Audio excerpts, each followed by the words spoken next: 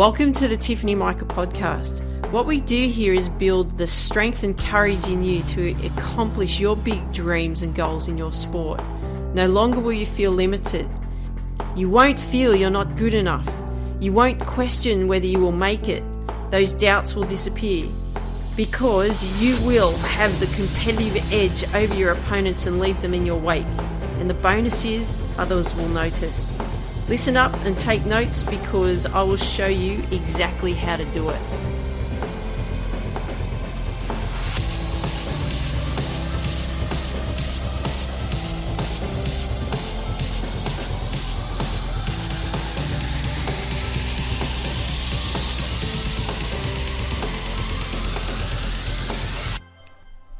Hey there, this is Tiff from the Tiffany Mika podcast and welcome to today's episode. So over this past weekend, we've actually had the Australian Open golf here in Sydney, and it's the men's tournament. It's the last major tournament of the year. We are actually holding the President's Cup down here in Down Under, down in Australia as well, down in Melbourne. But what I did over the weekend was that I actually went and watched all the pros play golf. So the top player was about 14 in the world. Oosthuizen, he was incredible to watch. All the players were actually incredible to watch, and this is what I want to talk to you about today. They're all professionals, and it doesn't matter what their world ranking is, they're all operating in the same way. And this is the point that I want to get across to you today, is that it doesn't matter what level of sport that you are playing right now. I want you to copy what the professionals do. I want you to think like what the professionals do. I want you to act like what the professionals do. I want you to operate the way the professionals do, because you can really learn some things from them. And it's quite interesting playing golf, because golf is more controlled in emotions and so on, because you really need to be when you're competing in golf.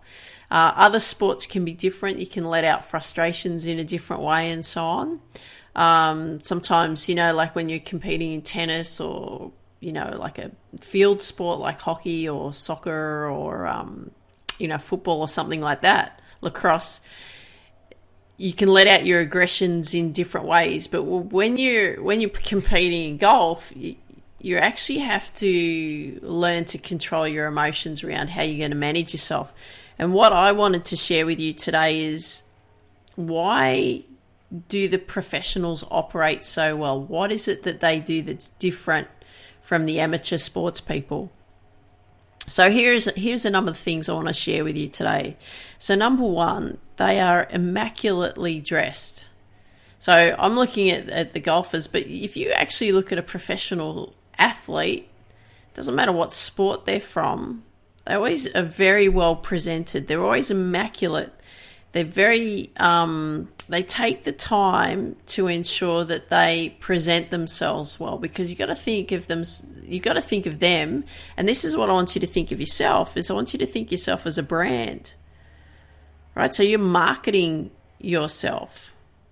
You're attracting specific type of people as fans because of the way in which you conduct yourself, the way you look, right? And I'm talking about the way you dress. So a number of them competing over the weekend, yep, they're sponsored and so on because they're a high level of golf performer. But it's the way in which they conduct themselves, incredibly immaculate. So number two, that actually leads also into their equipment. Their equipment is clean, right? You don't see any dirt, mud, grass, anything on their equipment. So I'm also including bags in this. So if you actually look at their golf bag, it's immaculate, right? Very, very clean. Their golf clubs themselves, very, very clean. The golf balls, very clean. Why is that so? Well, there's a couple of reasons. One is obviously from a presentation point of view. They're marketing themselves as a brand, so they don't want to come off as grubby or dirty, right? Unpresentable. because they've got a responsibility in order to present themselves well, for not only for golf, but as an athlete, right? As a personal brand that they are. The other thing is another reason why their equipment is clean, because you need the golf face of the club actually needs to be clean because of the grooves in the club face, so that the ball can actually work off the club face. Now, if the ball and the club are not clean, they can't work off the club face effectively, right? So you want to ensure that not only the equipment is clean from a presentation point of view, but also from a performance point of view. Need to ensure that. Number 3, courteous and respectful. That's what I really love about watching golf in that sense, because especially at professional level, it's a bit different at amateur level, but at professional level, you can see the respect that they have for their other competitors in the field. Whether they're thinking that or not, they actually show that respect. They're respectful of the crowd because they know that the crowd are the ones that are there supporting them, so that they know that they've got to be respectful of them, because if you don't get crowds, you don't get sponsorship, and you don't get competition money to compete and win, to win money and earn your living out in the professional circuit. Another thing that they're patient and tolerant. So this is what I was really impressed with, because some of them weren't playing as well as they could have or as well as they wanted to. Things just weren't working the way that they wanted them to. So they're incredibly patient and incredibly tolerant.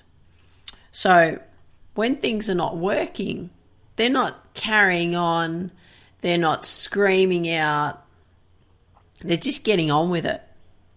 So they're incredibly patient and incredibly tolerant. So I hope you're making mental notes of these while I'm sharing these with you, because I want you to be aware of this is how you want to operate as well.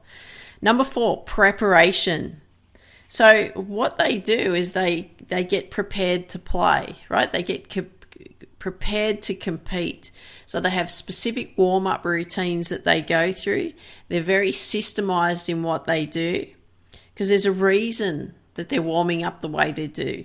There's a reason of why they are operating in the sense of, if you look at it, they go and putt first. They go and warm up their putts. Then they go and start working on their short game and bunkers and all of that kind of thing, and leading into then the full swing. Because you want to be thinking about it. If you're an athlete and you're warming up for your performance of the day, the last thing that you warm up wants to be the first thing that you use when you actually then go and compete.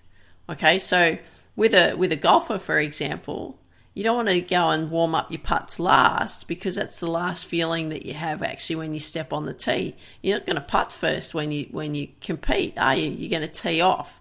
So the last thing you want to use is actually the club that you're actually going to use, that you're going to compete with on that first hole.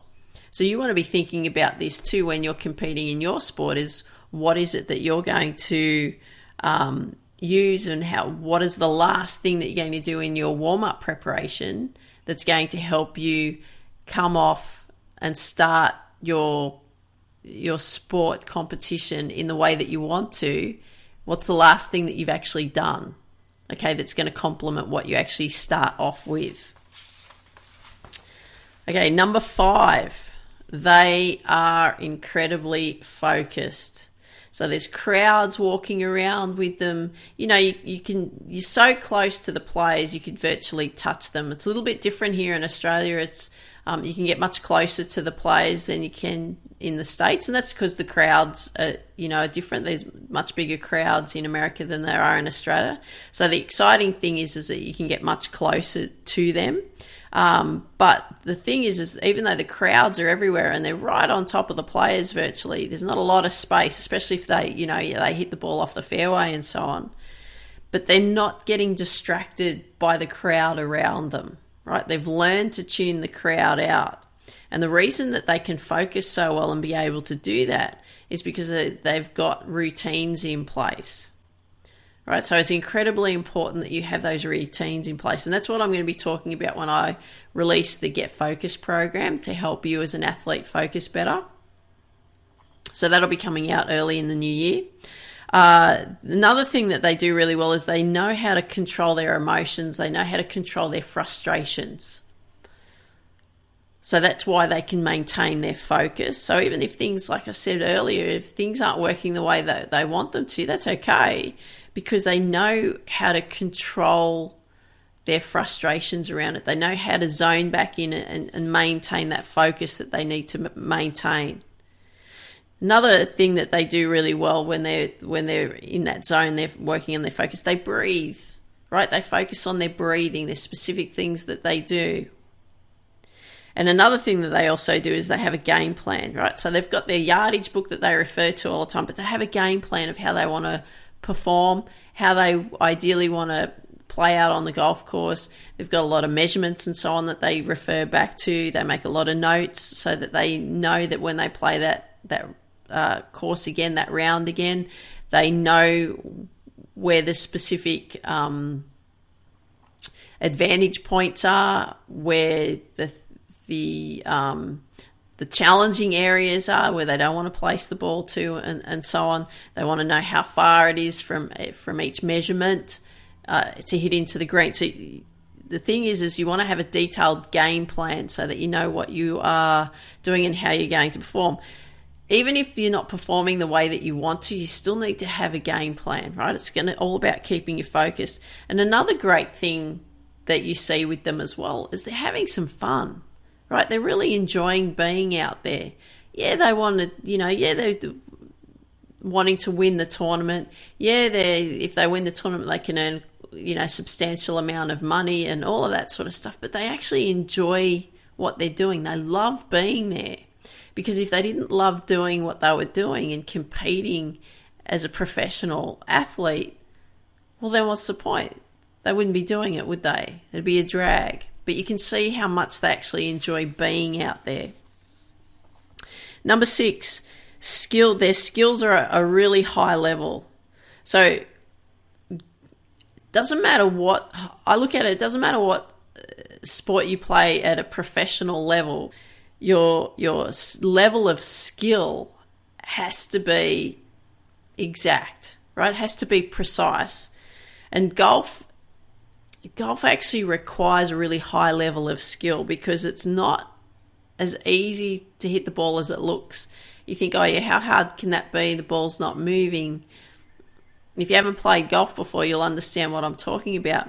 But the point that I want to get across to you today is that the skills are high level. So what have they done to have their skills at high level? They've had lessons.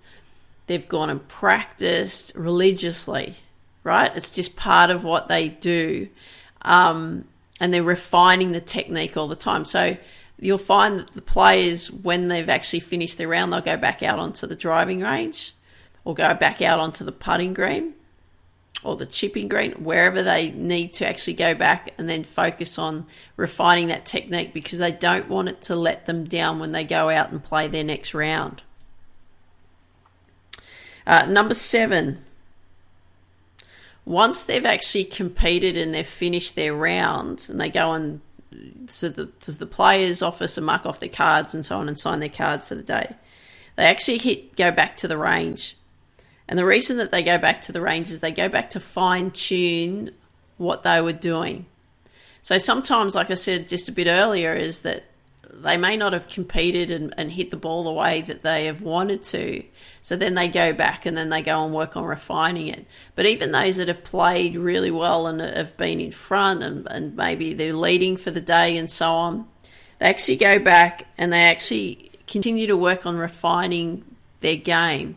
Because the more precise, the more accurate they are, the better that they're actually going to perform the next day. And they want to keep that, the fine-tuning, the intricate detail of their technique in place so that when they are under pressure, they're still going to be able to perform at that high level. And these are the points that I want to get across to you today. Look at what the professionals are doing. So if you have a look at in your sport, what the top pros are doing, make notes. Be aware of what they're doing. And I'm going to repeat these ones again for you just to remind you of you've got to be thinking of yourself as a professional and how you need to actually operate. And then what I want you to do is then I want you to go and look at the top players in your sport and really analyze what they do. If you get an opportunity to actually go and watch them live, go and do that, because the most interesting things to do is actually to go and watch their warm-up routines. Get there early. Go and actually watch them warm up and prepare for their competition or for their tournament, because it'll give you some real good insight into what they actually do to prepare prior to actually going out and competing. So here's some things I want you to be thinking about. Again, I'll just repeat them. Number 1, immaculately dressed, right? Well presented. Number 2, clean equipment. Number 3, courteous and respectful.